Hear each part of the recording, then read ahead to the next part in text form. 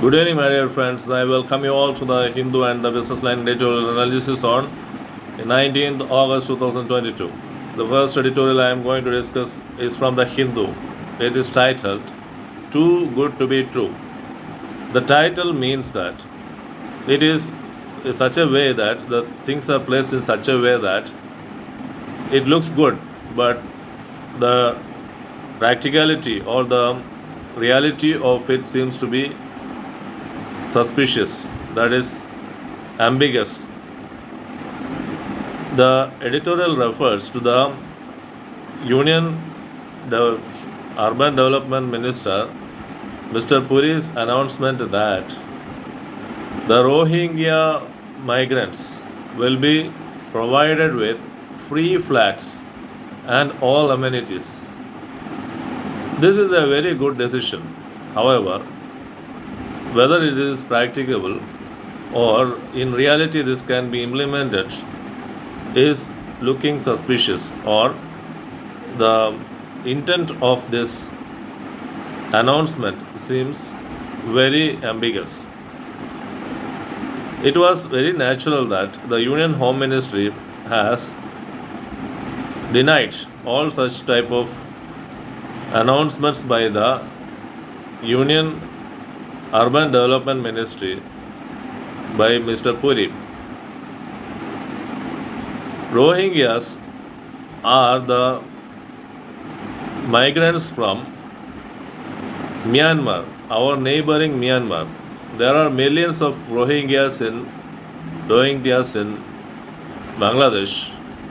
Around 7 lakh of them are living in Saudi Arabia and Pakistan,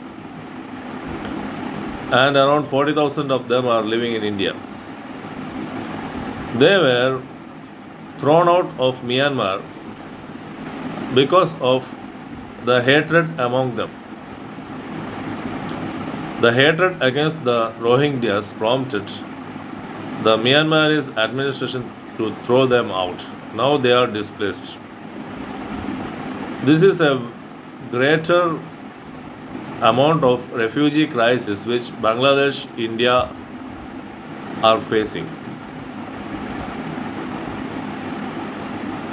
In the meantime, it can be assumed that the government is supposed to follow its principles, the voiced principles. Always it voices one principle, Vasudeva Kudumbakam. Vasudeva Kudumbakam means we treat the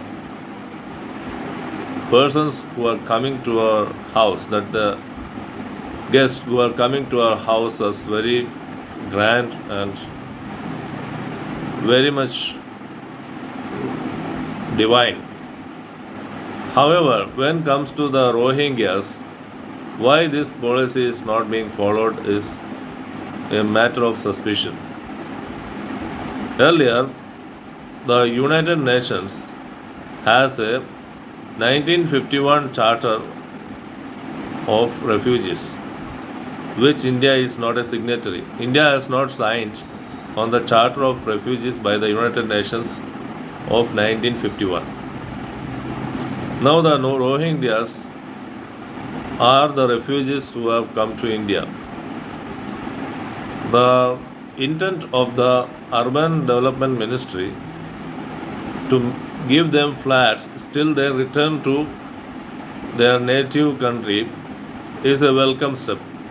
However, with the Union Home Ministry is opposing this move, we can have no.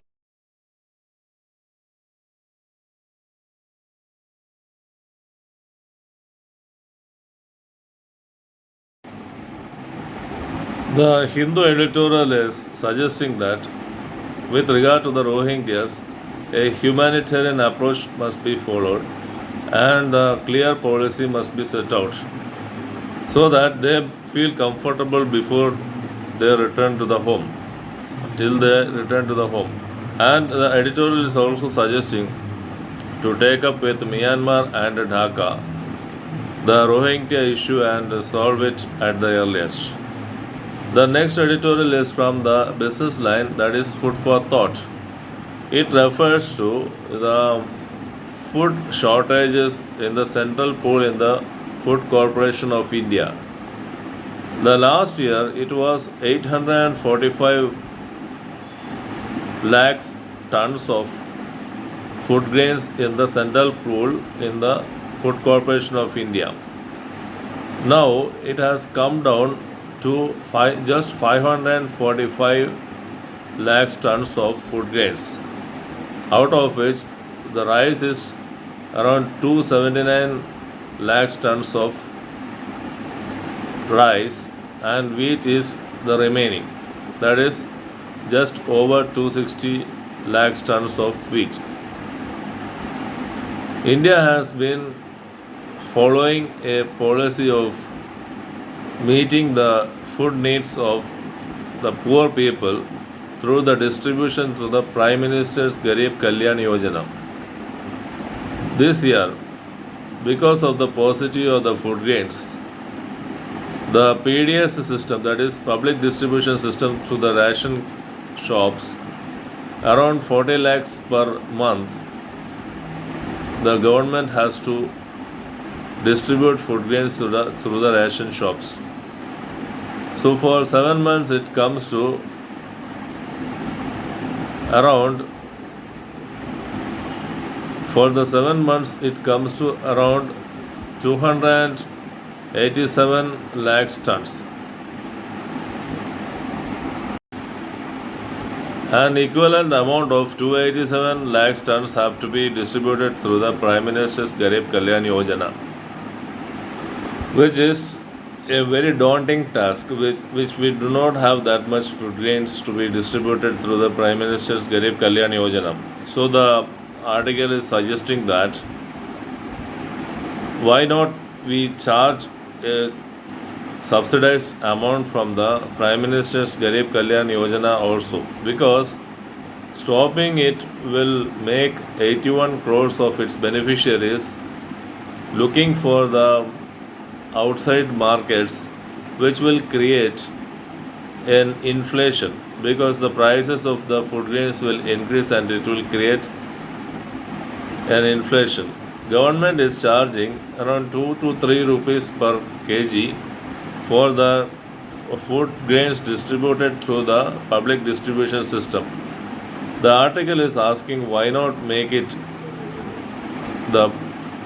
extending it for the Prime Minister's Garib Kalyan Yojana also. Since 2020 August, the Prime Minister's Garib Kalyan Yojana has been there and government is going on extending every 6 months. That is 6 times it has been extended, and now if it is stopped, the 81 crores of people who used to benefit from this would suffer.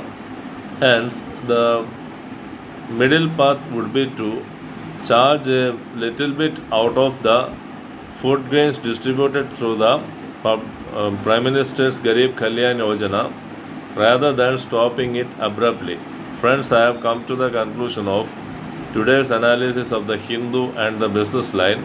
Hope you got informative of the discussions today. See you tomorrow with some more issues. Till then, bye, good night.